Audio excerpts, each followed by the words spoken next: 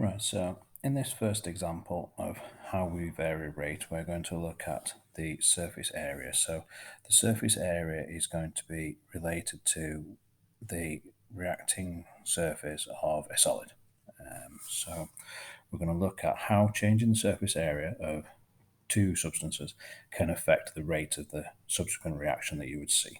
So what we'll do is we'll take two identical beakers and place them side by side. And what we'll do is we'll place a solid into each of the beakers. So in the first beaker, what we'll do is we'll place a 4 by 4 particle of solid. So we'll have a 16 particle diagram there of a solid. And we'll have just in there, we'll have one reacting particle.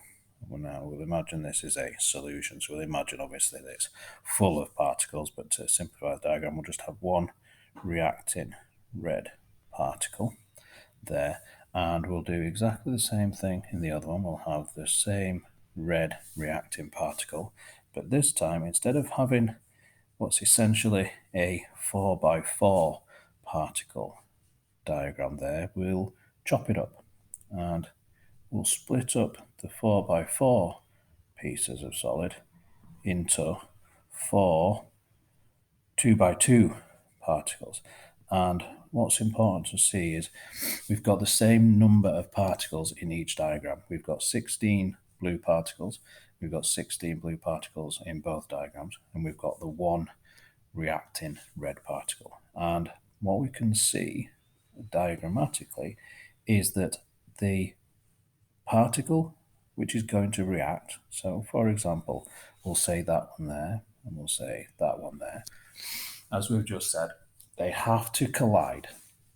So it is possible for the red particle to collide with the blue particle. Therefore, it is possible for those two substances to react. And what we're looking at now is if we have the ability to affect the number of collisions that can occur, we can then affect the rate of the reaction of two reacting particles. And what we can hopefully see is that if this solid is resting on the bottom of the beaker, it is possible for those four particles to react with those three particles and those three particles there. It's not possible in this diagram for these particles initially to react with the outer particle that's going to collide with it.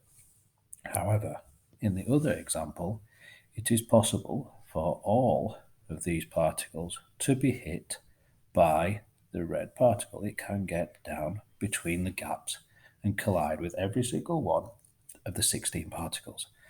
That will allow for more possible collisions per second, allowing, therefore, for a higher increased possibility of the rate of reaction because of the increased surface area. So here we have an increased surface area on the right-hand side diagram. Okay, so this one has an increased surface area. Therefore, it's possible for the rate to increase because of the increased likelihood of collisions per second between the two reacting particles. And then what we'll do is you can then see that evidentially in reaction, for example, between hydrochloric acid as your solution and calcium carbonate as marble chips. And you can measure that via either measuring the volume of a gas which is given off or by recording the mass loss of the reacting product as that reaction proceeds.